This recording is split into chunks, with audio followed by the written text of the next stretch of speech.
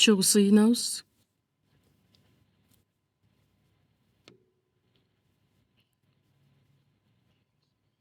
Бизди сүйгөн биздин ырайымдуу Кудай Ата.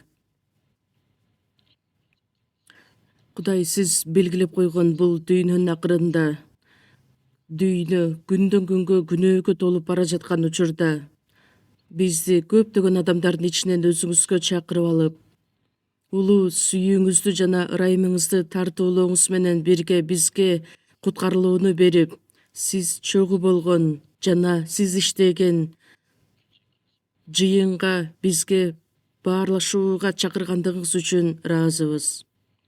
Ыйса Машаяктын улуу каны аркылуу куткарылууга ээ болгон баардыгыбыз эми жаныбыз менен, денебиз менен дагы сизге таандык адамдар экенибизди жакшы билебиз. Мындан аркы жашообузду бир гана сиздин эркиңиз менен жашоону каалайбыз. Ушул саатта Ыйса Машаяктын улуу каны аркылуу куткарылууга ээ болгон адамдардын баардыгы чогулуп, сиздин улуу сүйүүңүздү, ырайымыңызды даңкташ үчүн, сөздү үйрөнүш үчүн, сиз чогуу болгон баарлашууда болгондугубуз үчүн дагы ыраазыбыз. Ушул саатта биз менен чогуу болуп, ар бир адамга көңүл буруп, өзүңүздүн ырайымдуу колуңуз менен жардам көрсөтөөрүңүздү да биз жакшы билебиз. Анткени биз өтө алсыз адамдарданбыз. Биздин күчүбүз жана акылмандуулугубуз менен бул дүйнөнү жеңе албайбыз. Ошол себептен бизге акылмандуулукту, бизге керектелүүчү сөздү, ыйык рухка толтуруп, сиздин алдыңызда сиздин балдарыңыз катары татыктуу жашоо менен жашашыбыз үчүн дайыма күнөө менен күрөшүп, бир гана сиздин иштериңизди аткарганга жардам бериңиз. Биздин мамлекеттеги жыйындар, дүйнөнүн ар бир бурчунда кыйынчылыктарга карабастан өз ишенимин сактап келе жаткан биздин баардык бир туугандарга Кудай ар дайым алар менен чогуу болуп, улуу сөзүңүздү, ыйык рухтун жетеги менен дайыма чогуу болууңузду да суранабыз. Дүйнөнүн акырында сиз каалаган куткарылуу иши дагы көптөгөн адамдардын арасында аткарылышына өзүңүз жардам бериңиз. Ар бир убакытта бизге керектелүүчү сөзүңүздү, биз бара турган жолду ачык айкын кылып көрсөтүп бергендигиңиз үчүн, ушул саатта дагы бизге ачыла турган сиздин эркиңизди биз туура кабыл алып, кандайча жашаарыбызга бизди ойготуп, акылмандуулукка үйрөтүүңүздү жана кайраттуулукту, керектелүүчү күчтү берүүңүздү суранабыз. Ушул саатты ыйык рухтун колуна тапшырып, биздин куткаруучу Ыйса Машаяктын ысымынан сыйындык. Аминь. Таңтоо группасын чогулгабыз.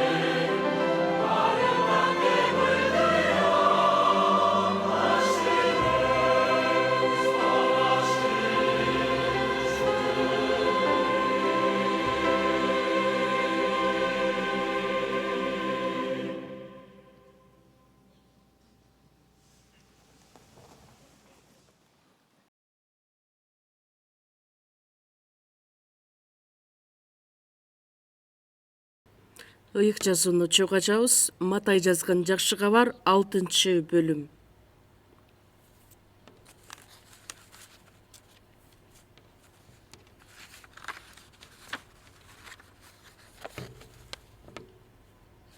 Матай жазган жакшы кабар 6-бөлүм.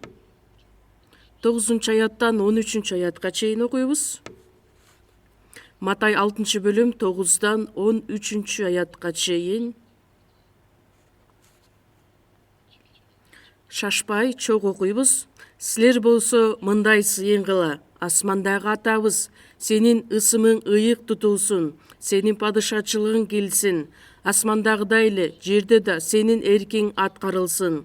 Бизге күнүмдүк наныбызды бер, бизге жамандык кылгандарды кечиргенибиздей, сен да биздин күнөөлөрүбүздү кечире көр. Азгырылышыбызга жол бербе, бизди жамандыктан сакта, анткени падышачылык да, күч да, даңк да түбөлүккө сага таандык. Амин.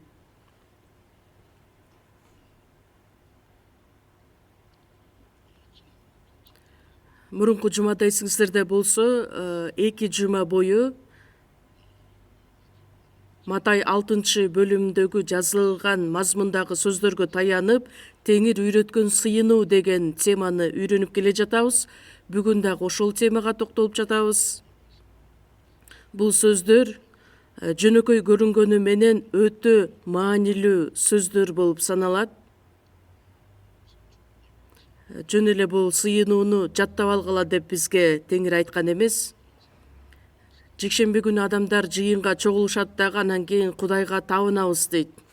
Биз болсо жекшемби күнү же болбосо 3-күндөрү бир дагы жолу Кудайга табынууну баштайбыз, табынууну аяктайбыз деп айтпайбыз. Эмне үчүн?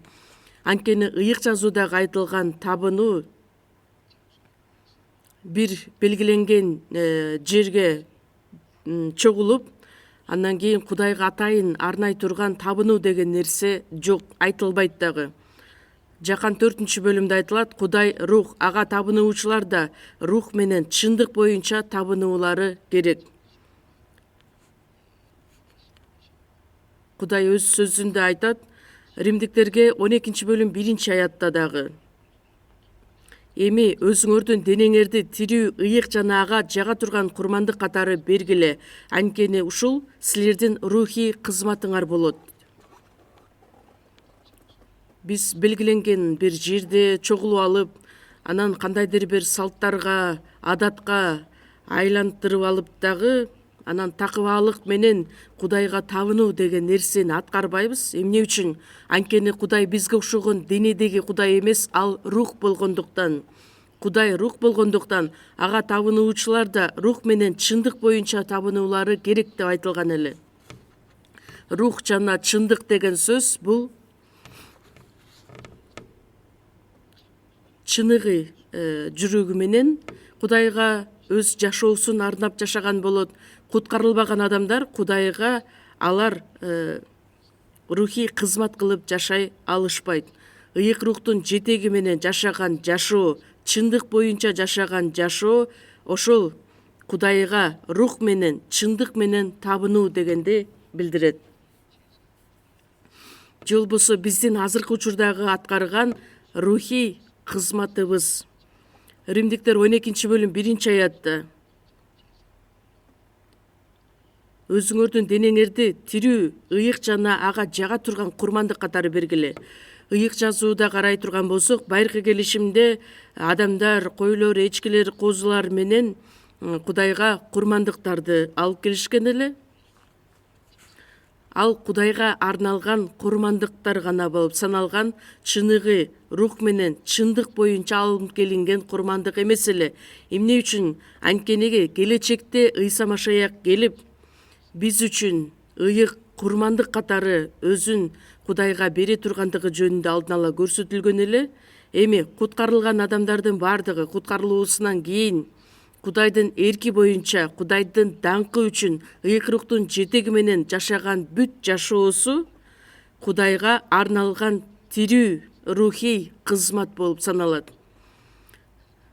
тирүү рухий кызмат деген сөздүн мааниси биз азыр тирүү жүрөбүз, кыймылдайбыз, иш кылабыз. Ошондуктан биздин аткарган иштерибиздин баардыгы Кудайга жага турган тирүү кызмат болуп саналат. Же болбосо рухий кызмат деп да айтабыз. Бирок көптөгөн адамдар Кудайга табынуу деген сөз эмне экендигин түшүнбөстөн, анан келиңиздер баардыгыбыз Кудайга табынууну баштайлы дейт. Анан табынууну аяктайбыз деп, ыйык жазууда каякта ошондой сөз жазылат экен. Буркандарга табынуу менен эле ал барабар. Билбестен ошол буркандарга табынган адамдар. Ошондуктан бизге Теңир үйрөткөн сыйынууну карай турган болсок, бир нече жолу окусак биз деле жаттап алабыз. Бирок бул сыйынууну жаттагыла деген мааниде берген эмес. Матай 6-бөлүмдө Теңир үйрөткөн сыйынуу 2 жума үйрөндүк, бирок 2 жумада биз бир сүйлөмдү дагы бүтө элекпиз. Эмне үчүн билесиздерби? Анткени жазылган сөздөр бул жөнөкөй эле сөздөр эмес, өтө терең мазмунга, өтө терең мааниге ээ дагы ар бир сөзгө биз көңүл буруп, ой жүгүртүп көрүүбүз өтө зарыл. Мурунку жуманда асмандагы атабыз деген сөзгө токтолуп, 2 жолу мен сиздерге ошону чечмелеп айтып берген элем.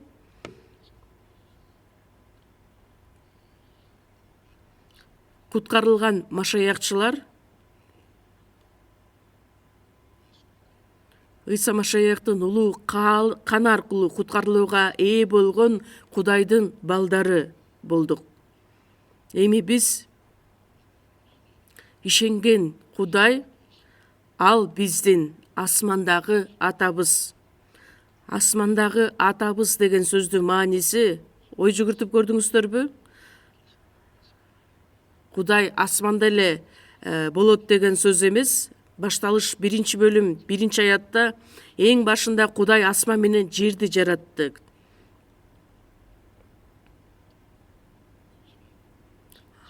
Асман жана жер, бүт ааламды, баардык нерсени жараткан Кудай.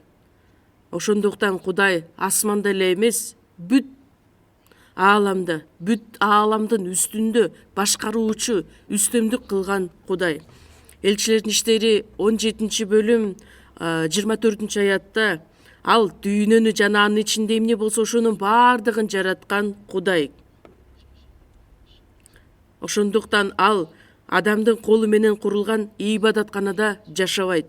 Дүйнөнү башкарган, дүйнөнүн үстүнөн үстөмдүк кылган Кудай өзү болгондуктан адамдын колу менен курулган ибадатканаларда жашабайт. Илгерки убакыттарда карай турган болсок, адамдар көптөгөн ибадатканаларды тургузуп коюшкон. Бул деңиздин кудайына арналат деп, бул тоонун кудайына арналат деп. Же болбосо жандардын үстүнөн башкарган Кудай, оорулардан айыктырган Кудай, же болбосо үйлөндүрүүчү Кудай деп. Анан Кудайга табынабыз деп айтып келишкен, бирок ал чыныгы буркандарга табынуу болуп саналат. Мисалы үчүн буддизмди карай турган болсок, буддизмде деле ишене турган эч нерсе жок. Бир нерсеге ишен, же болбосо бир нерсеге табын, бир нерсе аткар деген эч нерсе деле белгилүү жок. Буддизмде ишене турган, кимге ишениш керек, эмнеге ишениш керек деген нерсе негиз жок. Буддизмдердин китебинде дагы эч жеринде андай нерсе айтылбайт. Анан кандайдыр бир образды жасап алып, айкелди жасап алып, ошого табынган болсо, илгерки убакытта эмнеге табынарын билбестен алар ошондой буркандарга табынып келишкен.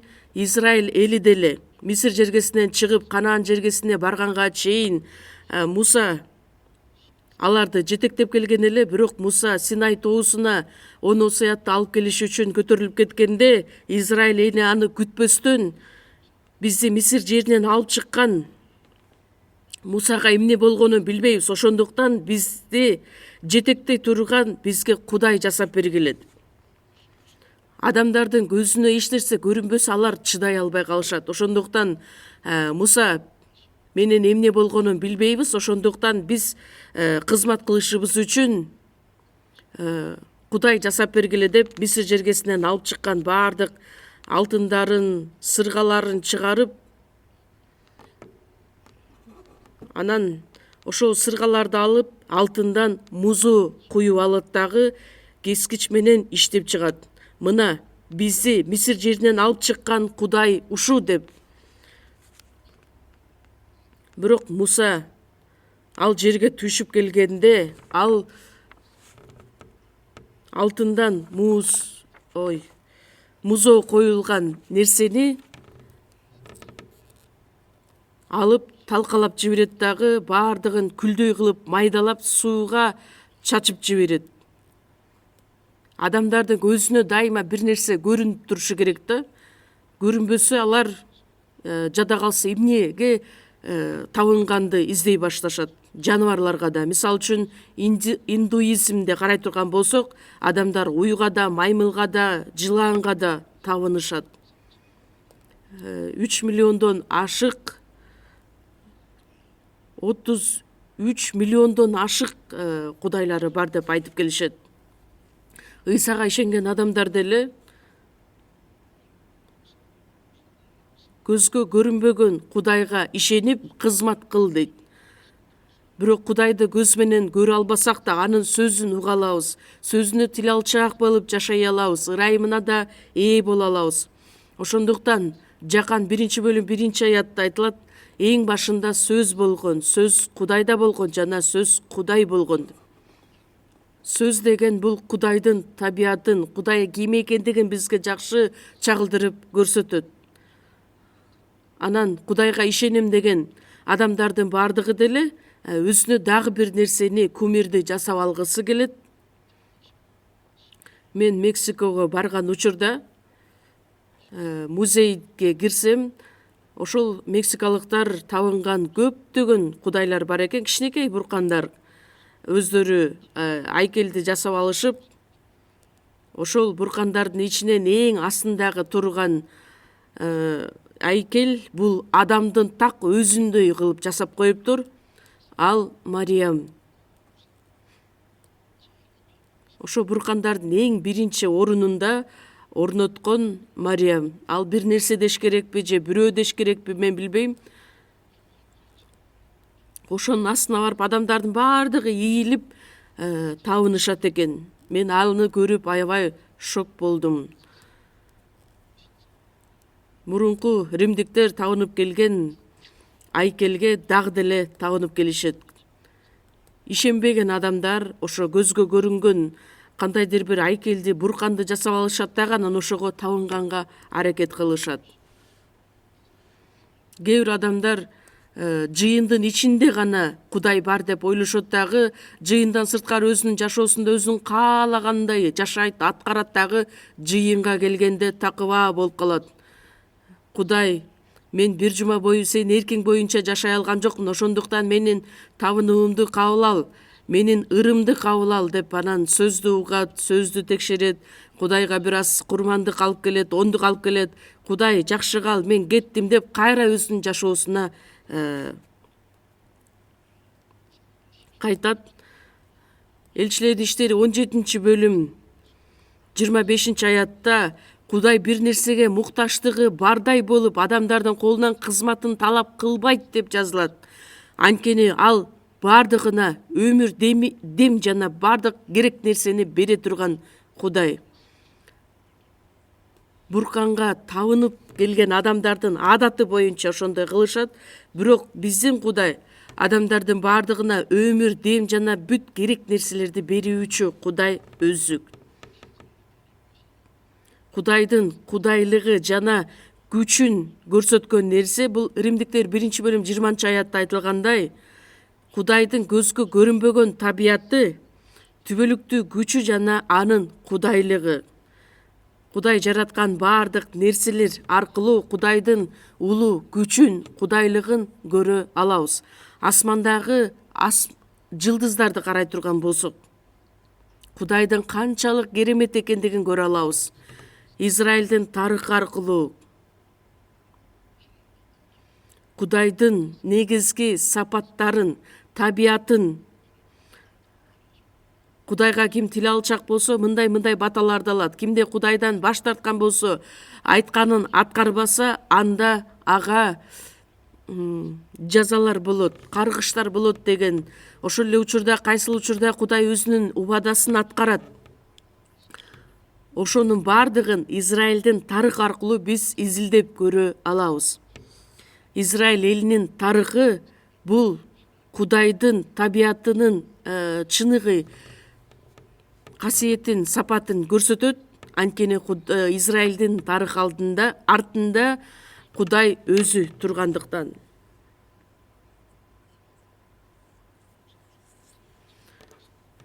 Ошондуктан биз башка бутпарастар Кудайды кабыл алгандай биз кабыл албастан, ар бир айтылган сөзгө туура маани берип, кандай маанилүү мазмун бар экендигин биз жакшылап ойлонуп көрүшүбүз керекпиз. Асмандагы атабыз. Асмандагы ата деп кимди айтабыз? Эмне үчүн асмандагы атабыз дейбиз? Эмне үчүн Кудайды ата деп айтабыз? Анткени асманды, жерди жараткан Кудайды эмне үчүн биз ата деп айтып калдык элек? Жөнөкөй эле ата эмес, биздин атабыз. Кудайды ата деп чакырган адамдар мен жалгыз эмес, көптөгөн куткарылган адамдар ата деп чакырышат. Ата деп чакырсак, анда мени курчап турган бир туугандар дагы көп экендигин билдирет. Матай 12 бөлүм 50 аятта: ким менин асмандагы атамдын эркин аткарса, ошол менин иним болот, карындашым болот, энем деп жооп берет. Ошондуктан Кудайга кайрылып ата деп айтып калганыбыз бул дагы өтө чоң керемет. Кудайды ата деп чакыра турган көптөгөн бир туугандар бар экендигин билдирет. Ойлоп көрсөңүздөр, бир ата эне аркылуу төрөлгөн көптөгөн балдары кичинекей кезинен баштап эле чогуу өсүшөт, чоңоюшат, анан бири-бирине жардамын көрсөтөт. Жаман иш болсо чогуу кайгырат, кубаныч болсо чогуу кубанат. Ошондой сыяктуу эле куткарылган адамдардын бардыгы бир үй бүлө болду дагы, Кудай биздин атабыз болду. Бул дүйнөдө жашап жаткан учурда денени байланыштырган биздин бир туугандарыбыз бар. Ал эми ыйык рух аркылуу биз Ыйса Машаяктын каны аркылуу бир тууганга, бир үй бүлөгө чакырылган бир туугандарбыз. Мурунку жумада да мен айтып кеткен элем, дене аркылуу байланышкан биздин бир туугандар, ал биздин мамилебиз, жашообуз бир нече жылга гана узартылат. Кээ бир адамдар ойлойт, бейишке бара турган болсок, мен өзүмдүн үй бүлөмдү издеп, ошолор менен чогуу болом деп. Андай болбойт, анткени бейиште азыркы адамдык мамилелер бизди байланыштырбайт. Анткени бардыгыбыз рухий денеде, ыйык рухтун жетеги менен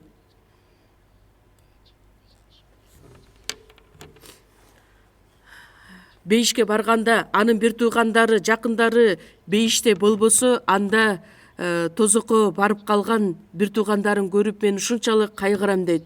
Андай нерсе дагы адамдык сезимдер деген нерсе болбойт. Адамга байлануу деген нерсе.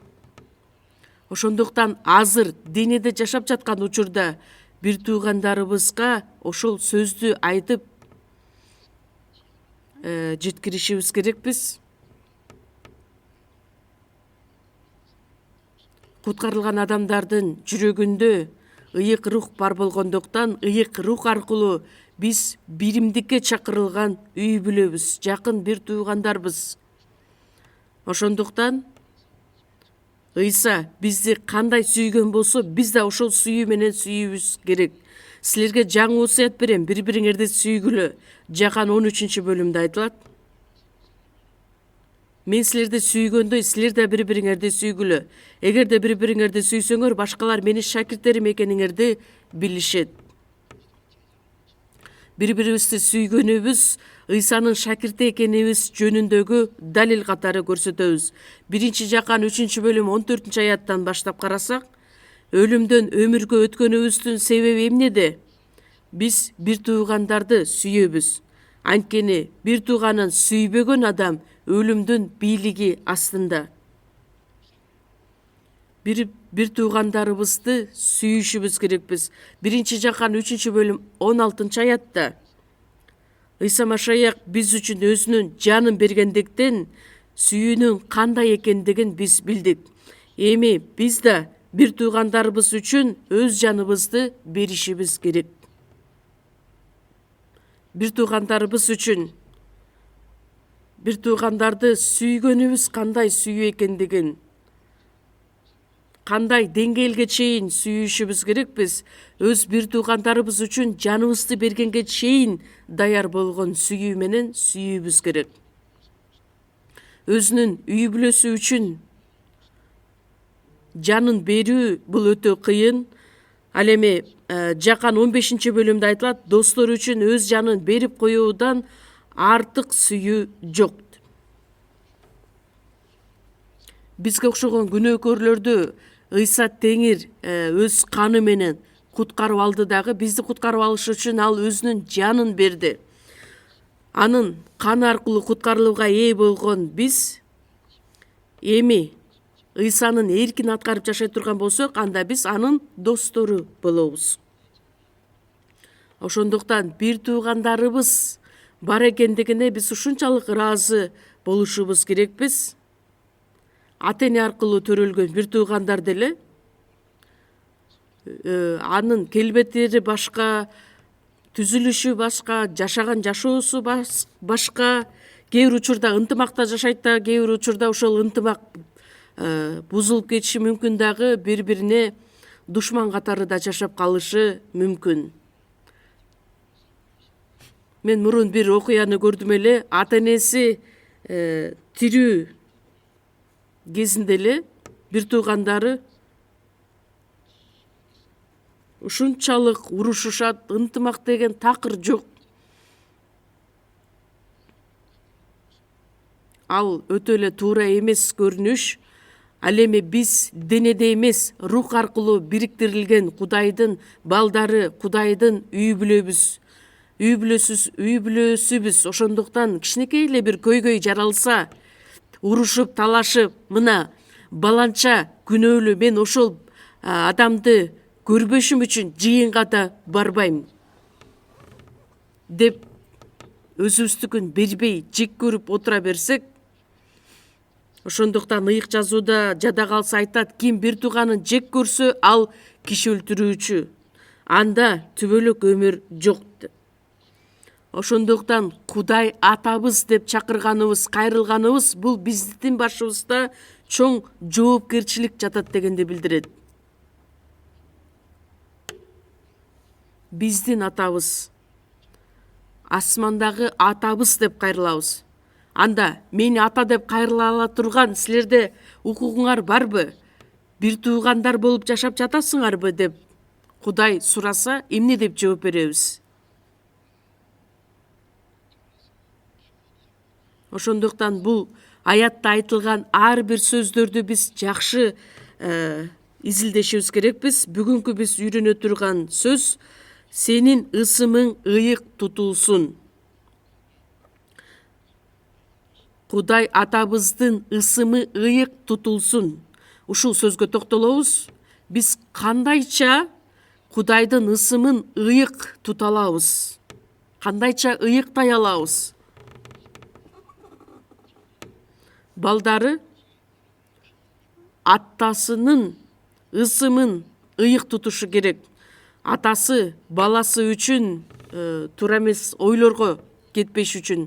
Ошондуктан кимдин баласысың деп сураса, атасынын атын дароо айтпайт. Анткени атасын урматтоо мааниде фамилиясын, атын, анан атасынын атын, отчествосын айтуу менен айтып берет. Атасынын атын дагы жөн эле айта бербестен, акырындык менен, этияттык менен айтат. Анткени баласы туура эмес иш кылса, анын баардык жаман иштери атасына таасирин тийгизет. Тетиги бала кимдин баласы болду экен? Баласын карасам, байкуштун атасына эле жаман болуптур деп атасына сөз тийген болот. Эгерде баласы туура эмес кылмыш кылып түрмөгө отурган болсо, бул баланын байкуш атасы эле кыйналыптыр деп баласы үчүн атасы сөзү кат, атасына баардык нерсе таасирин тийгизет. Ошондой сыяктуу эле асмандагы атабыз деп Кудайга кайрылабыз дагы, сенин ысымың ыйык тутулсун. Токтоп тур. Сен менин ысымымды качан ыйыктадың эле деп Кудай бизден сурайт. Кудай атабыздын ысымы ыйык тутулсун. Өзүбүз жашообузда туура иштерди кылып, андан кийин ошого жараша татыктуу сыйынуу менен сыйынганыбыз туура болот. Накыл сөздөр 15-бөлүм 2-аятта Кудайдын астында курулай сөздү айта бербет. Анткени Кудай асманда, сен жердесиң. Кудай асманда, бирок Матай 10-бөлүм 30-аятта силердин башыңардагы чачыңар да саналуу. 146 Забурда 4-бөлүмдө жылдыздардын санын да эсептейт. Алардын атынан атайт. Асмандагы жылдыздардын саны канча экендигин билесиздерби? Кээ бир окумуштуулар айтат, канчалаган миллиарддаган жылдыздар бар дейт. Бир галактикада канча жылдыз бар деп эсептешет. Бирок адамдар эсептей алышпайт. Ал эми Кудай эсептей билетин болбостон ар бирин атынан атайт. Анан кантип Кудайдын астында биз оозубузга келгенди айта беребиз. Забур китеби 16-бөлүмдө Теңир чындыкты ук, зар муңума кулак сал, калп айтпагандын оозунан чыккан менин сыйынуума кулак төшөт. Чын жүрөктөн чыккан сыйынууну ук, калп айтпаган адамдын оозунан чыккан сыйынуума, кайрылуума кулак төшөт. Адам өзү каалаганын кылып, каалашынча жашып, анан мурункуга караганда Кудай эми мен сени жакшы көрөм деп айтат. Аян китебинде айтылат, Кудайга жага турган жагымдуу жыт менен Кудайга арналган бул ыйыктардын сыйынуусу деп айтылат. Адилеттүүлөр Кудайды сөз түрдө даңктоого тийиш. Жөн эле ырдап эле тим болбостон, Кудай ар бир биздин даңктообузду угат. Анан 32 Забурда дагы айтылат, адилеттүүлөр сөз түрдө Кудайды даңкташы керек, чын жүрөктөн. Мурункуга караганда Кудай мен сени азыр жакшы көрөм деп коюп, бирок акчаны сүйсө, байлыкты сүйсө, анда кандай болуп калат? Оозу менен Кудайды сүйөт, жүрөгү менен байлыкты сүйөт. Биздин жыйында курмандыктар, ондуктар жөнүндө ырдабаганыбыз өтө жакшы. Мурун жыйындарда эч нерсемди аябастан баарын сага арнайын деп ырдайт дагы, анан жыйындын ичинде ондуктарды чогултуу, корзинка нары бери өтөт дагы. Адамдар чөнтөгүнөн акчаны алып корзинкага салгандан ушунчалык заарканат. Анан мен кичинекей кезимде деле жыйынга барчумун. Анан мурунку биздин кезибизде 100 вон бар эле. Анан курмандыкка салыш керек да. Анан баарын салсам мен үчүн өтө аянычтуу болот дагы. Анан кийин 50 вонду салам, 50 вонго таттуу паттууларды алып жеп алчумун. анда чыныгы курмандык, ондук эмне экендигин маанисин түшүнүп билбегендиктен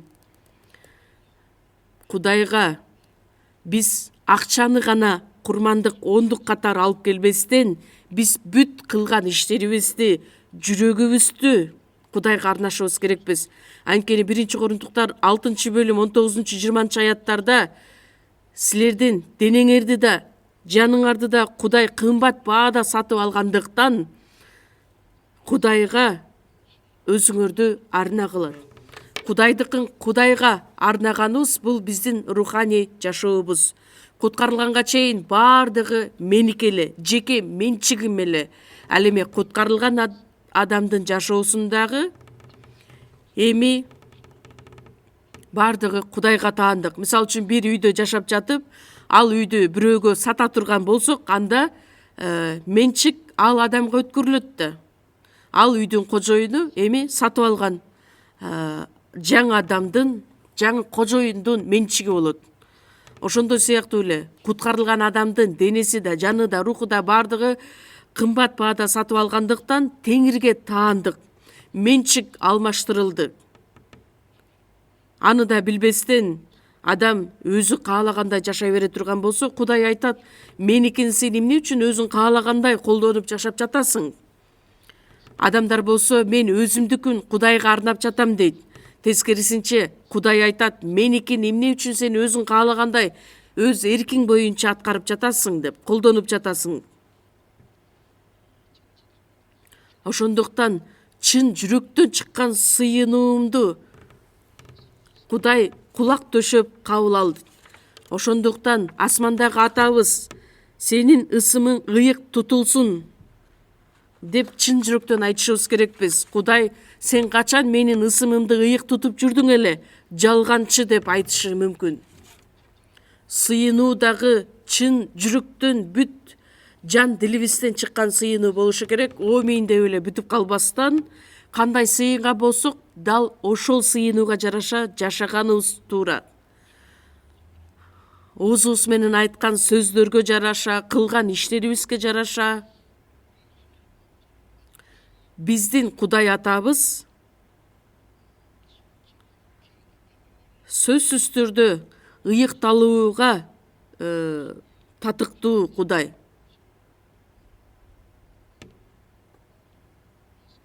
Римдиктерге жазылган кат 2-бөлүмдү чөг ачабыз.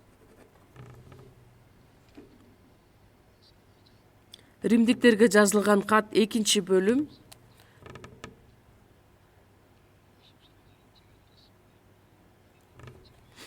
23-24 аяттар. Мыйзам менен мактанасың да, анан эмнеге мыйзамды бузуп Кудайга сөз тийгизесиң? Анткени ыйык жазууда жазылгандай, силердин айыңардан бутпарастардын арасында Кудайдын ысымына тил тийип жатат. Бул сөздү карасак, жүйүттөр, еврейлер өздөрүн Кудайдын элибиз деп мактанып келишкен эле. Мыйзам менен мактанасың да, анан эмнеге мыйзамды бузуп Кудайга сөз тийгизесиң? Кудай Израиль элине мыйзамды берген эле. Мыйзам бул ыйык, Кудайдын ыйык, адилет Кудай экендигин көрсөткөн.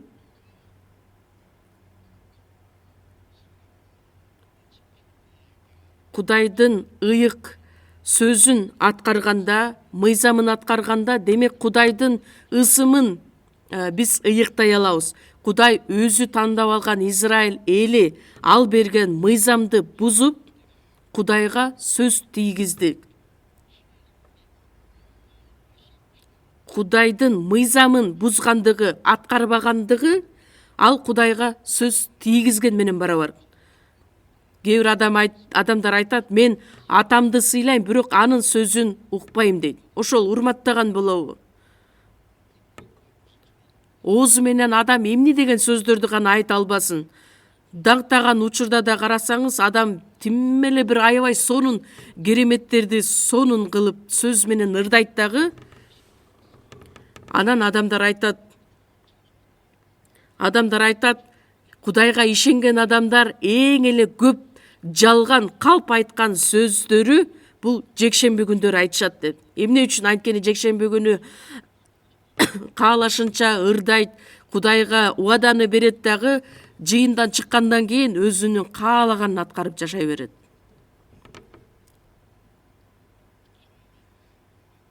Кудайдын мыйзамын бузган адам Кудайга сөз тийгизген адам. Ошондуктан Кудайдын сөзүн аткарбай туруп куткарылдык деген машаякчы адам Кудайдын сөзүн аткарышы керек. Кудайдын сөзүн биз эмне үчүн үйрөнөбүз, эмне үчүн окуйбуз? Тил алчак болуш үчүн, Кудайдын эркин таанып билишибиз үчүн, Кудайдын ою кандай, Кудайга жага турган эрки эмне экендигин айырмалап билишибиз үчүн. Ошону айырмалап эле тим болбостон, Кудайга жага турган жашоо менен жашашыбыз үчүн үйрөнөбүз. Ыйык жазуунун баардыгын билет, үйрөнөт, бирок иш жүзүндө аткарбайт. Жезикил пайгамбар айтат, Кудай Жезикил пайгамбарга айтат, менин элим жыйналыштарда келет, чогулат, сөз угат, бирок алардын жүрөгүндө Кудай жок. Оозу менен Кудайды даңктайт, Кудайга арнап курмандыктарды алып келет, бирок кылган иштери такыр башка. Ыйсага ишенген адамдар деле чогулуш болгон учурда чын жүрөгү менен сыйынат, даңктайт, ырдайт. Даңктуу ырын карап көрсөңүздөр, аябай мазмуну жакшы, Кудайга арналган убадалар да бар, күбөлөндүрүү сөздөр да бар. Машаякчылардын жашоосу чагылдырылган. Анан даңктуу ырларды жөнөкөй эле адамдар жаратып койгон ырлар эмес, даңктоону чынында жогорудан төрөлгөн адамдар ишенимин, күбөлөндүрүү сөзүн кагазга түшүргөн, анан кийин адамдар ошого оон киргизип, ноталар аркылуу даңктоо ырларын жаратышкан эле. Кээ бир адамдар ошол даңктоо ырынын мазмунун да түшүнбөстөн жөн гана өзүнүн кызыкчылыгы үчүн ырдаган адамдар дагы аз эмес.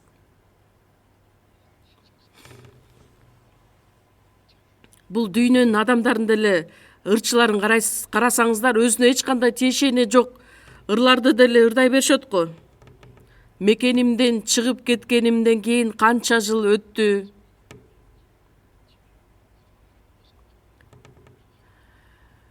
Өзүнүн мекенин эстеп, жүрөгүндө ырдайт. Менин мекенимде жайгашкан баягы бак, арчалар өсүп турган менин мекенимди. Анын мекениндеги арчалар эчак эле жок болуп кеткен, ал жакта жолдор тургузулуп калган. Ошондой сыяктуу эле даңктуу ырларды дагы эч бир маани бербестен ырдаган адамдар учурлар өтө көп кездешет. Ошондуктан жүйүттөргө Кудай айтат, мыйзам менен мактанасың, анан мыйзамды бузуп Кудайга сөз тийгизесиң. Ошондуктан алар Кудайды сүйбөстөн, Жакан 5-бөлүм 42-аятта Ыйса жүйүттөргө кайрылып айткан, жүрөгүңөрдө Кудайга болгон сүйүү жок деп. Кудайдын элибиз деп мактанышат, бирок алардын жүрөгүндө Кудайга болгон сүйүү да жок эле. Кудайды сүйбөстөн, Кудайды даңктабастан жүйүттөр, ошол убакыттагы жүйүттөр, азыркы учурдагы Ыйсага ишенген адамдар дагы, куткарылган адамдарга чейин аябай өзүн акырындык менен жыйынга келгенде, мени кечирип коюңуздар, бирок пасторду текшерейин деп келишет.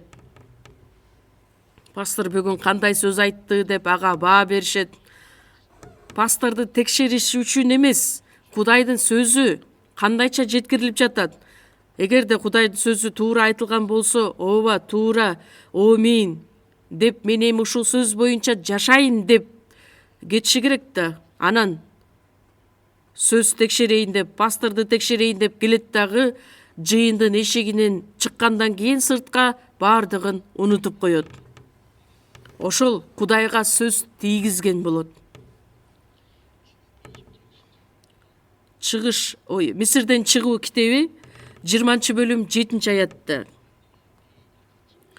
Кудай Теңириңдин атын курулай айта бербе. Курулай айта бергендерди Теңир жазасыз калтырбайт деп айтылат. Кудай Теңирдин атын курулай айта бербе. Кудайдын атын курулай айта берүү деген сөз эмне? Бул Кудайдын сөзүнө тил албастан, өз каалашынча жашаганы, ал Кудайды ата деп айтууга да укугу жок. Кудайдын уулу деп аталган адам, асмандагы атабыз деп кайрылган адам, өзү каалагандай жашаса, өзү каалашынча Кудай ата деп, периштелер ойлойт, Кудайдын ушундай балдары болгону өтө өкүнүчтүү деп.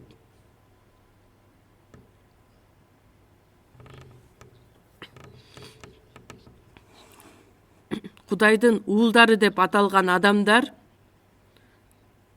Кудайдын айткан сөзүн аткарбастан жашаса, өз каалашынча, демек ал адамда Кудайга сөз тийгизген болот. Жезекел 36-бөлүмдү чөг ачалы. Жезекел 36-бөлүм 19-20 аяттар.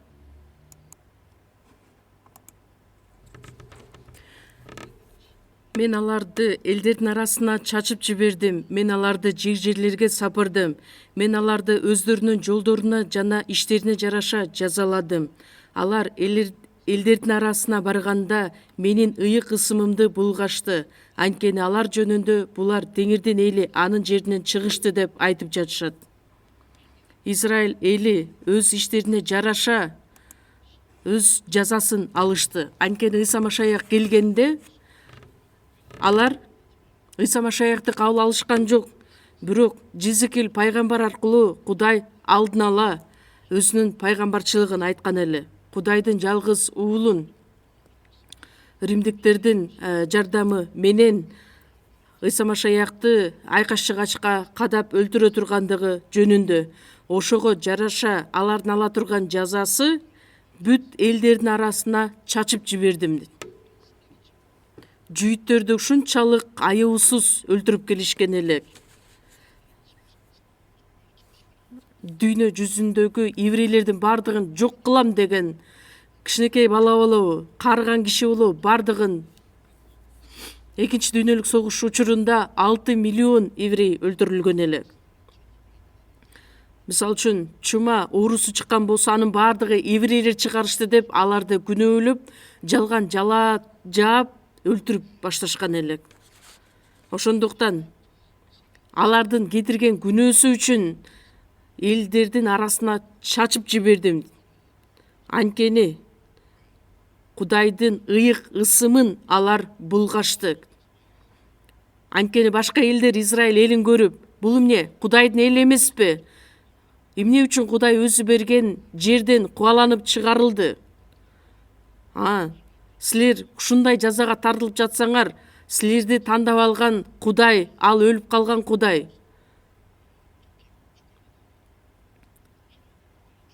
Кудай берген ал жер,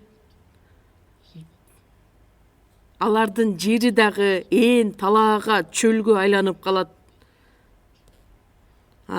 Буларды тандап алган Кудай, ал тирүү эмес, өлүк Кудай деп алар кылган иштери менен Кудайдын ыйык ысымын булгашты деп айтылат.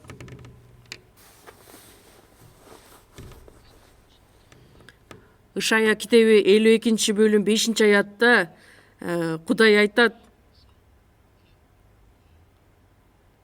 менин ысымыма дайыма күн сайын тил тийгизип жатышат. Израиль эли Кудайдын ысымын дайыма күн сайын сөз тийгизип келишкен.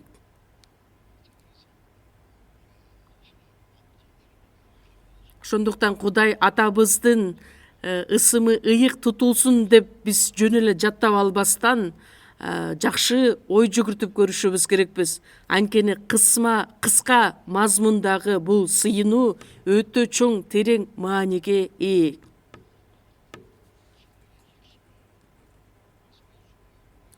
Ушул сыйынуунун негизги маңызы ушул жерде айтылат.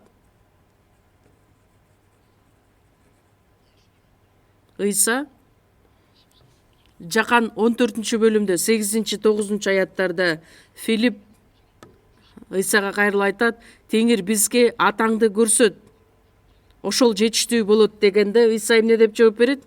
"Мени көргөн адам атамды да көрдү".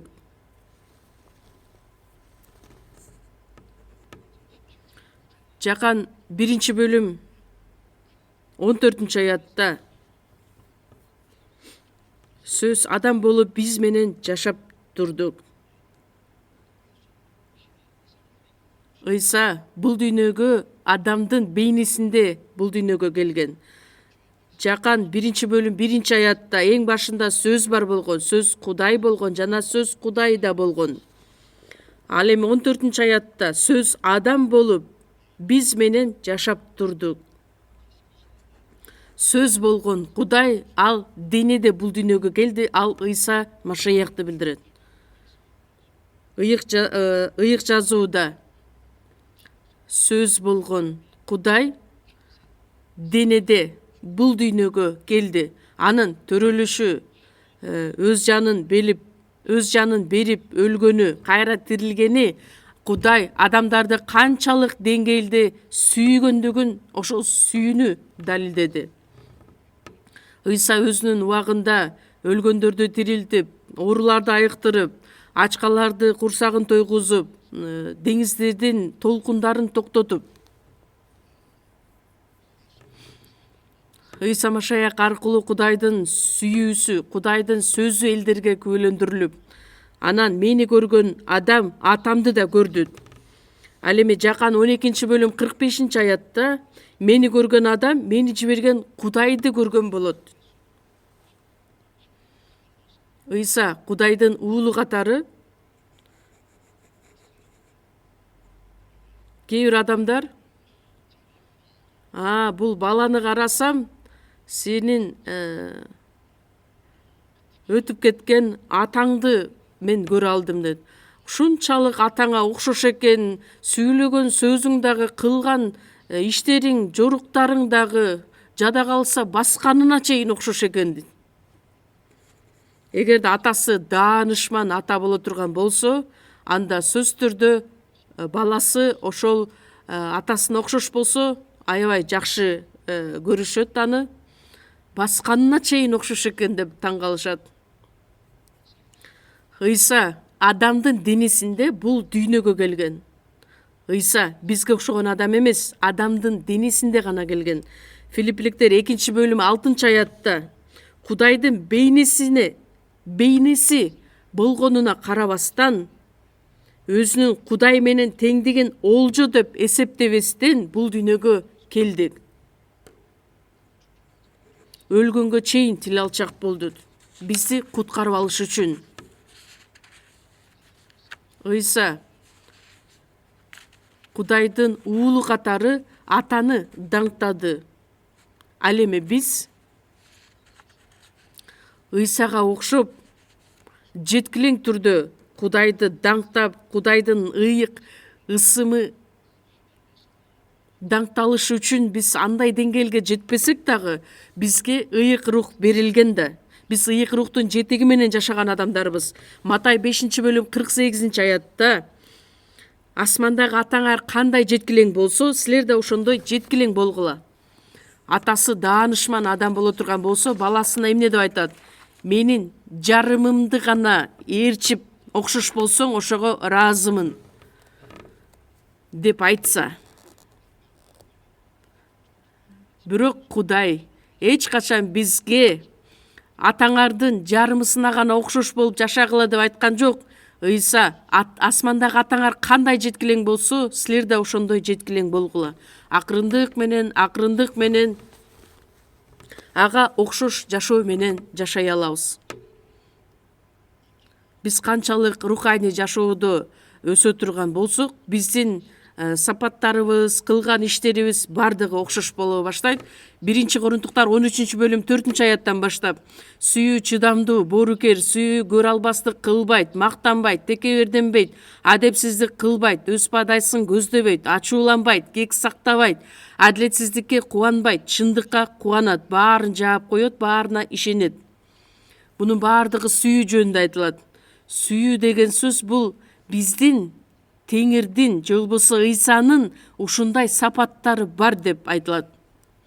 Сүйүүнү Ыйса деген сөз менен алмаштырып койсок дагы бул 100% туура болот. Филиппиликтер 2-бөлүм 5-аятта силердин ой жүгүртүүңөр Машаяк Ыйсаныкындай болушу керек. Элчи Павыл 1-Корунтуктар 11-бөлүм 1-аятта мен Машаяктан үлгү алгандай силер да менден үлгү алгыла деп кайрылат. Галатиялыктар 6-бөлүм 17-аятта Ыйсанын жараатын мен өз денемде алып жүрөм.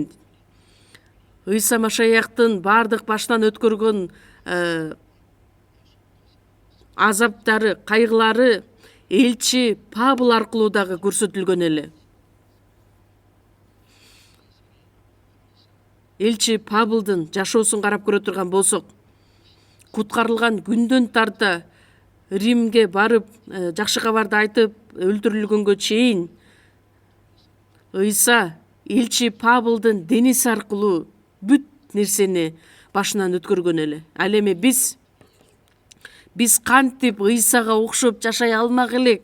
Биз кантип Павылга окшоп жашай алмак элек? Ыйсаго Кудайдын жалгыз уулу болгондуктан ал бардыгын аткарып жашай алды. Мисалы үчүн бир формадагы жасалган таттуулар, печенье жасай турган идиш бар го. Анан атасы баласына ушунчалык, баласы атасына ушунчалык окшош болсо, ошол окшош формадагы печенье менен салыштырышат. Ошондой сыяктуу эле биз дагы Кудай атабызга акырындык менен окшош болушубуз керекпиз. Анан Кудайдын баласы кантип шайтанга окшош болуп жашай алмак эле? Ал адамдын ичинде Кудайдын руху бар деп айтууга мүмкүнбү?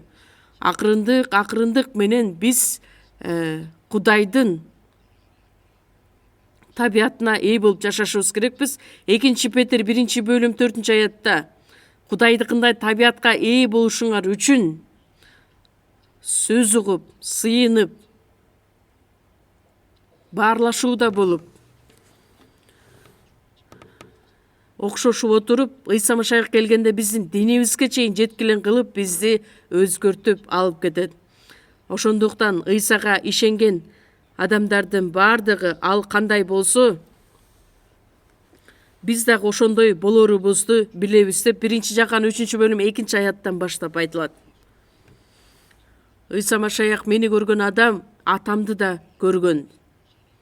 Ошондуктан Кудай көзгө көрүнбөсө мени карагылат.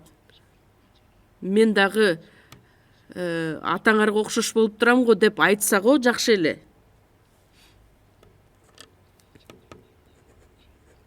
Акырындык менен биз ага окшош болушубуз керекпиз. 1-Петр 1-бөлүм 15-16 чогуу окуйбуз. Петрдин жазган 1-каты 1-бөлүм 15-16 аяттар. 1-Петр 1-бөлүм 15-16 аят. Бардык чогуу окуйлу. Бардык жүрүш турушуңар ыйык болсун. Анткени силерди чакырып алган Кудай ыйык. Себеби ыйык жазууда ыйык болгула, анткени мен ыйыкмын деп жазылган.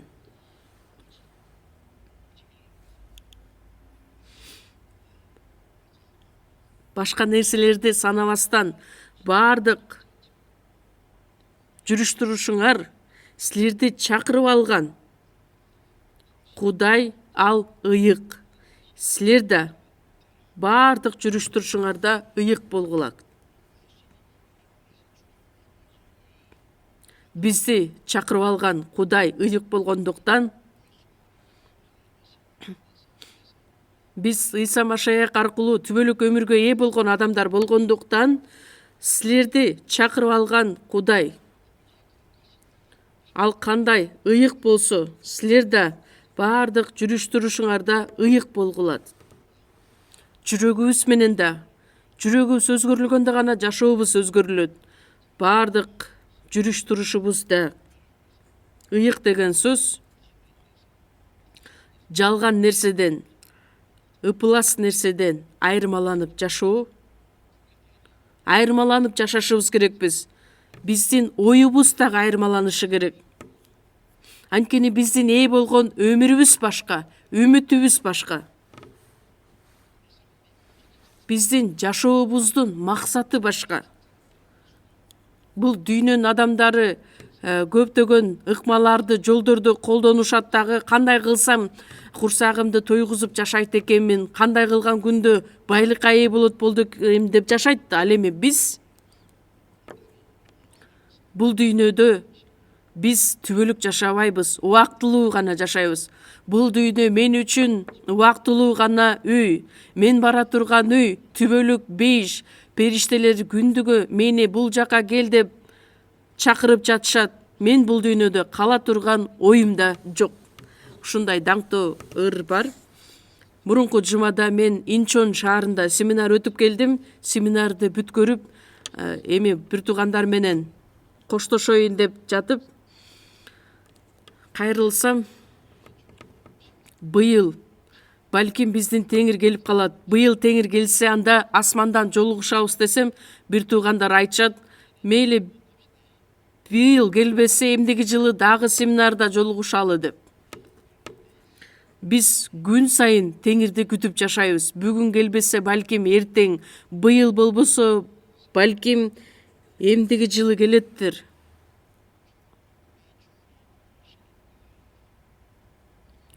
Биздин теңир качан келет? Алыскы асманды карап, Ыйса качан келесиң деп күтүп жашайбыз. Кандай көтөрүлүп кеткен болсо, ошондой келе турган Ыйса, ой Ыйса качан келесиң деп кайгырбастан, бүгүн келсе, бүгүн келет. Эртең келсе, эртең келет. Биз дайыма ошол жүрөгүбүз менен күтүп жаткан адамдарбыз. Ыйса Машаяк келе турган белгилердин бардыгы аткарылды. Аткарыла элек белгилер болгон болсо, мага айтыңыздар. Ыйык жазууда айтылган белгилердин бардыгы аткарылды. Ошондуктан бүгүн келсе дагы жазуу боюнча туура болот. Биздин үмүтүбүз башка. Жашообуздун максаты башка. Бул дүйнөнүн адамдарынан биз айырмаланабыз. Эмне үчүн? Анткени Ыйса айтат, Жакан 15-бөлүмдө, силер бул дүйнөгө таандык эмессиңер, бул дүйнөдөн тандалып алынган адамдарсыңар. Асман падышачылыкка бара турган, Кудайдын даңкы үчүн жашай турган адамдарсыңар. Ошол нерсени биз билишибиз керекпиз. Бул дүйнө айткандай, дүйнө жактыргандай, биз дагы дүйнөгө берилип жашай турган болсок, анда туура болобу? Тозокко бара жаткан адамдар менен биргеликте аларга чогуу аралашып, алардын башчысы шайтан болсо, алар менен кошулуп жашасам болобу? Туура болобу? Кудай айтат, мен ыйыкмын, ошондуктан силер да ыйык болгула. Атасы ыйык болсо, баласы да ыйык болот. Ыйык жашоо менен жашап отуруп, анан асмандагы атабыздын ысымы ыйыкталсын десек, сыйынуубуз дагы туура айтылган болот.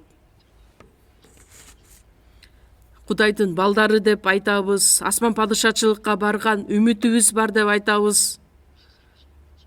Анан тегерек чекедеги адамдардын бардыгы көздөрүн чоң ачып, бизди текшерип, байкап турушат.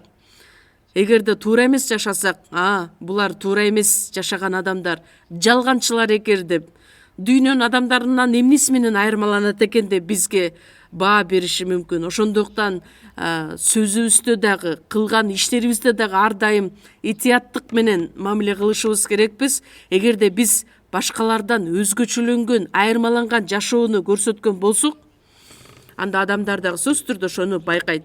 Бир компанияда бир куткарылган бир тууган жашайт экен, иштейт экен дагы өзүнүн ишенимин көптөгөн чогуу иштеген кесиптештерине көрсөтө алат. Анан кесиптештер ишенбестен Ыйсага ишенген адамдардын баардыгы эле ошентип айтат дешет.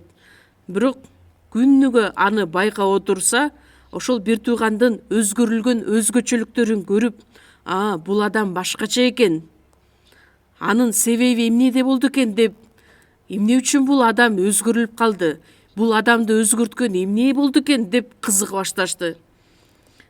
Жакан 4-бөлүмдө самариялык күнөөгө баткан аял Ыйса менен жолугуп, чындыкты таанып билгенде өзүнүн элдерине эмне деп айтат? Come and see. Өтө жөнөкөй, келгиле, өзүңөр көргүлө. Come and see деп англисче айтылат. Өзүңөр келип көргүлө. Ыйык жазууну үйрөнгөн жерге келип өзүңөр көргүлө, үйрөнгүлө.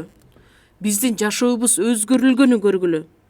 1 Петр 3-бөлүм 15-аятта силердин үмүтүңөр жөнүндө айтып берүүңөрдү сураган ар бир адамга жооп берүүгө даяр болгула. Анткени адамдар кызыгат да, бул адамда эмне болду экен, эмне үчүн бул өзгөрүлүп жатат деп.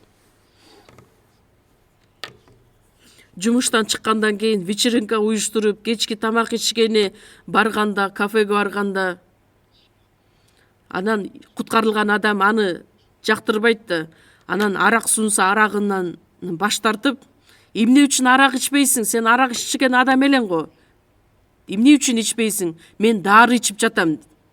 Эмне дары ичесиң? Жаңы келишим, эски келишим. Сен Ыйсанын кишиси турбайсыңбы? Ишенсең деле мейли, бир стакан ичип кой, эч нерсе болбойт десе, жок десе, аркасына барып желкесине куюп салат экен. Ошентсе дагы унчукпастан, сөз чыгарбастан. Анан кесиптештери таң калат.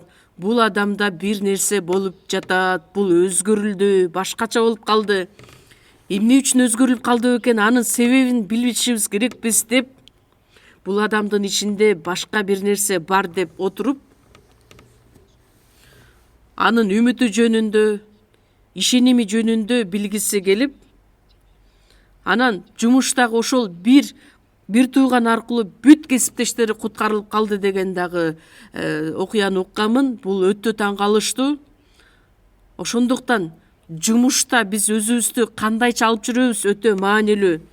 Колосалыктар 3-бөлүмдө айтылат, эмне жасасаңар да баардыгын чын жүрөктөн адамдар үчүн эмес, Теңир үчүн жасагыла. Адамга жагыныш үчүн эмес, алардын көзүнө көрүнүш үчүн эмес, Теңир үчүн жасагандай мамиле кылышыбыз керекпиз. Ошондо гана бул башкача адам экен деп, жада калса өтө жакшы иштерди тапшырат. Жада калса акча маселесинде бардыгын тапшырат. Бул адам накыл сөздөрдө айтылгандай жөнөкөй адамдардын астында эмес, падышанын астында тура турган адам болот. Ошондуктан чын жүрөктөн, Кудайдан коркуу менен биз жумушубузду аткарганды билишибиз керекпиз. Мейли адамдар бизди байкабаса дагы, директор сиздерге баалуу бонустарды, акчаны көтөрүп бербесе дагы, сиз чын жүрөктөн ошол ишти аткарган болсоңуз, анда Теңир сизге бардык нерсени кайтарып берет. Өз батасы менен. Ошондуктан үй бүлөдө болобузбу, жыйында болобузбу, иштеген жумушубузда болобузбу, бардык жерде Кудайдан коркуу менен Теңир үчүн жасагандай жасашыбыз керекпиз. оозу менен баардыгын кыйратат, муну сүйлөйт, тигини сүйлөйт. Анан элчи Павыл айткан, Корунттагы жыйындар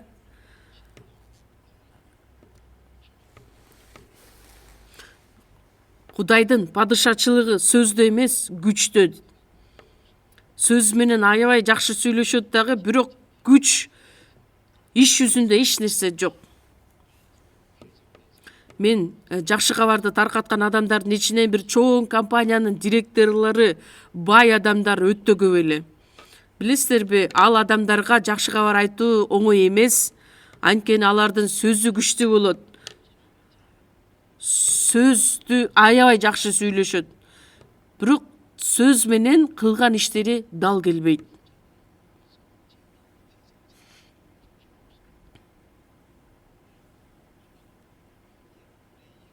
Ал адамдар менен сүйлөшсөң, сүйлөгөн сөздөрүн баардыгы байлык, акча. Кудайдын падышачылыгы сөздө эмес, күчтө. Такыбалыктын образын алып жүрүшөт, бирок анын күчү аларда жок. Кудай айтат, асмандагы атаңар кандай ыйык болсо, силер да ошондой ыйык болгула. Ыйык болгула, анткени мен ыйыкмын деп жазылган. Ыйыкталган адамдын сыйынуусу чын жүрөктөн чыккан сыйынуу болот. Өзү каалагандай, өзүнө дал келген жашоо менен жашайт дагы, анан асмандагы Кудай атамдын ысымы ыйык тутулсун десе, Кудай, стоп, сен качан менин ысымымды ыйык туттуң эле? деп сурашы мүмкүн. Матай 5-бөлүм 16-аятта Ыйса айтат, силердин жарыгыңар адамдардын алдында жаркырап турушу керек. Анткени асмандагы атаңарды даңкташсын. Ыйса айтты эле го, силер бул дүйнөнүн жарыгысыңар. Күн ал негизги жарык. Ал эми айдагы жарык ошол күндөн алынган жарык. Кудай өзү жарык, Ыйса да жарык. Жакан 8-бөлүмдө мен дүйнөнүн жарыгымын. Мени ээрчиген адам караңгыда жүрбөстөн өмүр жарыгына ээ болот. Ыйса Кудайдын жарыгын бул дүйнөгө алып келген. Куткарылган адамдар ошол жарыкка ээ болгон адамдар. Жарыкка ээ болгондуктан биз Машаяктын, Ыйсанын жарыгына ээ болуп, ошол жарык менен бул дүйнөгө жарыкты чачыратабыз, жарыкты тартуулайбыз. Мисалы үчүн айдын жарыгын карасаңыздар, кээ бир учурда толук ай болот, өтө чоң жарыкты жаратат. Кээ бир учурда жарым ай, кээ бир учурда ички ай. Ошондой сыяктуу эле биз куткарылган адамдар жарык таркатабыз. Кээ бир адамдар ички айга окшогон жарыкты бериши мүмкүн. Ошончолук теңир үчүн жашай ала турган адам. Кээ бир адамдар жарым айга окшогон жарыкты элдерге тартуулай алат. Жарымысын Кудайга арнап, жарымысын өзүнүн иштери үчүн арнап, андай нерсе болбойт. Бүт жүрөгү менен, бүт жашоосу менен Кудайга арнап, Кудайдан кандай жарык алган болсо, ошол жарыкты толук адамдарга жеткиргенге аракет кылышы керек. Силердин жакшы иштериңерди көрүп, асмандагы атаңарды даңкташсын. Ошондо гана асмандагы атаңардын ысымы ыйык тутулат. Түшүндүңүздөрбү? Түшүндүк деп эле отура бербестен эми иш жүзүндө аткаргыла. Макулсуздар да, Дагы бир жерде чогуу ача кетели. Петрдин жазган 1-каты 2-бөлүм 12-аят. 1 Петр 2-бөлүм 12-ни чогуу окуйбуз. Бутпарастардын арасында таза жашагыла. Алар силерди жаман иштерди кылуучулар деп жамандашса да, жакшы иштериңерди көрүп, Кудай өздөрүнө келген күнү аны даңкташсын.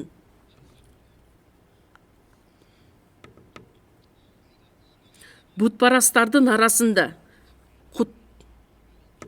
куткарылбаган адамдардын арасында таза жашагыла. Сүйлөгөн сөздөрүбүз, кылган иштерибиз бардыгы таза болсун.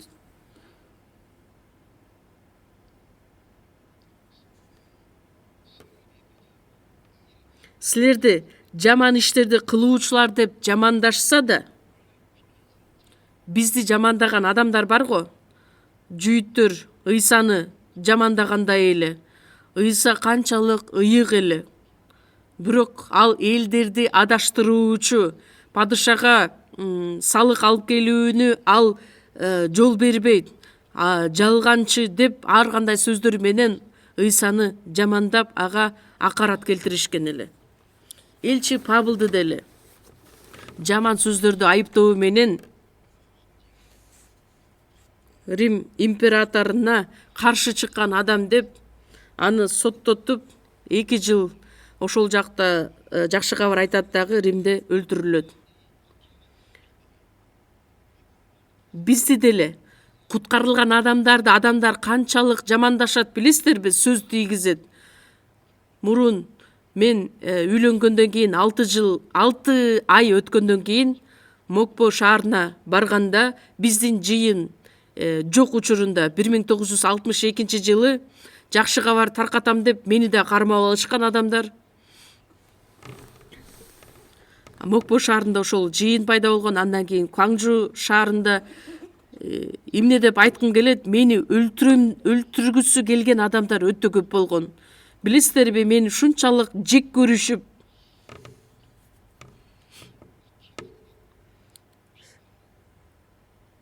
жаман иштерди кылуучулар деп бизди жамандашса да, биз эмне жаман иш кылдыкпы же жазуу боюнча туура эмес элдерге сөз жеткирдикпи?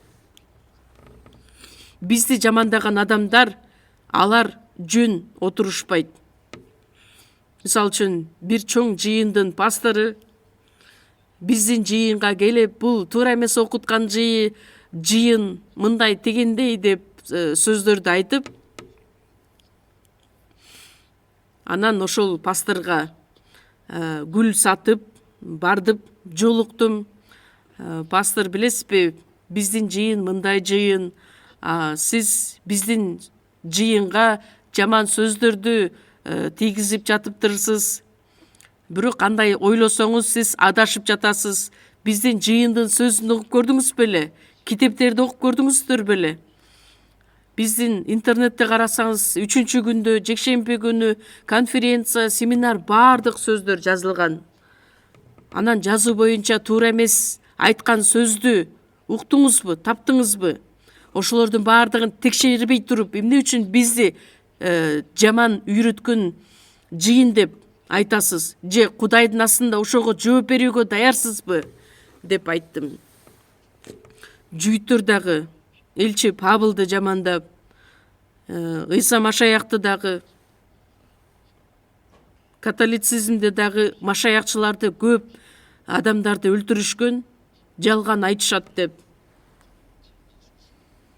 Адамдар бизди жамандагандыгы үчүн ошого жоопкерчилик ала алышабы? Ошол пасторга дагы айтсам, ал эчтеке унчук алган жок.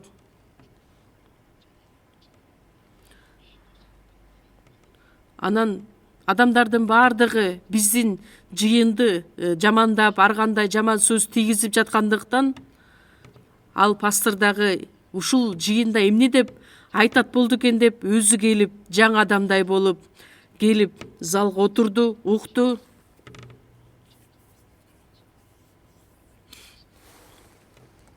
Анан ал пастор эмне деп айтат? Мен ушул жыйынга өзүм барып сөздү угуп көрдүм. Ал жакта бир дагы жалган сөз айтылбайт экен деп.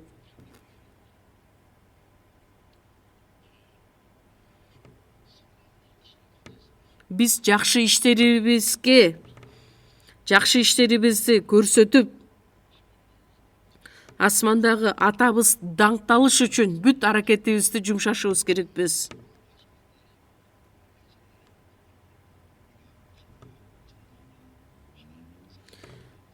Кудай өздөрүнө келген күнү аны даңкташсын.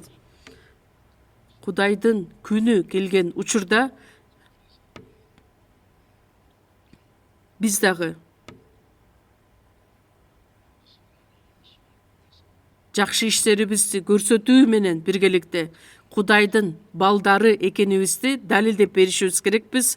Ошондо гана асмандагы атабыздын ысымын ыйык тутпастан биз чындык боюнча жашайбыз. Ыйсанын шакирттери экендигибизге чейин да көрсөтө алабыз. Биз үйрөнгөн сөз, тил албастан жашай турган болсок, анда Кудайдын ысымына сөз келтирген болобуз. Биз адамдардын көзүнө көрүнүш үчүн, адамдарга жагыныш үчүн гана куткарылган машаякчы эмеспиз. Биз чыныгы машаякчыбыз. Биздин жашообуздун максаты башка. Демек, иштерибиз дагы ошого дал келиши керек. Куткарылган адам куткарылбаган адамдын жашоосу менен жашай турган болсо,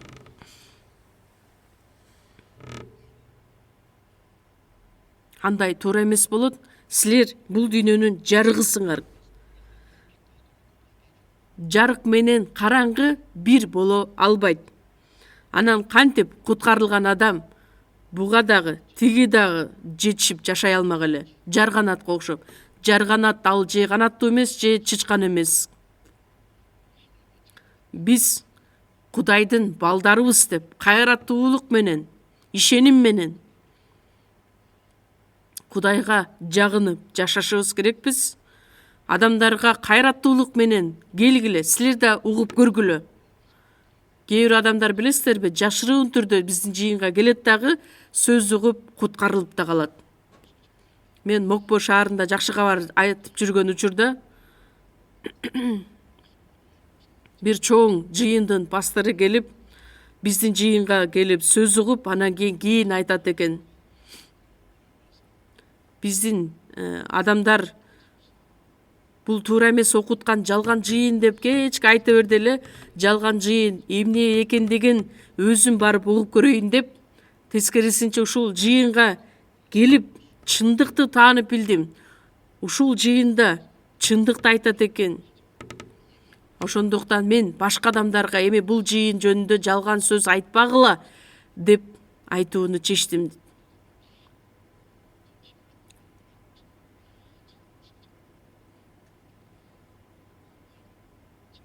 Эң асындагы орундукка отуруп алып, менин маңдайыма келип, мен аябай минтип карап алды эле. Сөз айткандан дагы бир аз кыйналат экенсиң. Анан мага собрание бүткөндөн кийин, чогулуштан кийин кайрылып айтат: башка тегерек чекедеги бүт жыйындар ушул жыйын жаманды үйрөтөт, жалган сүйлөйт деп айткандыктан мен ушул жерге келип өзүм угуп текшерип көрөйүн дедим. Анан келип текшерип уксам, анда менин жашым 28-29 деле.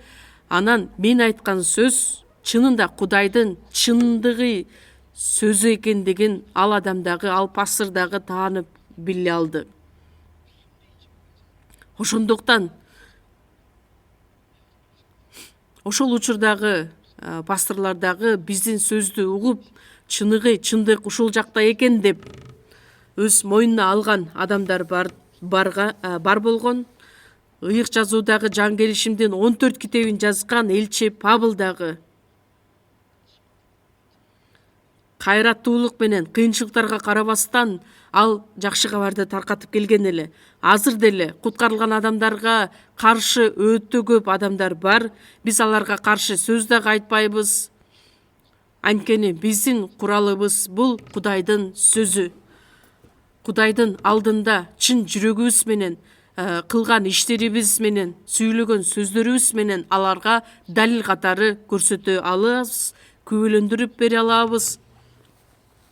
Асмандагы атабыздын ысымы ыйык тутулсун деп чогуу сыйынабыз. Ырайымдуу биздин Кудай Ата, биз Кудайдан алыстап күнөөгө баткан учурубузда бизди сүйүп, жаман иштерибиздин негизинде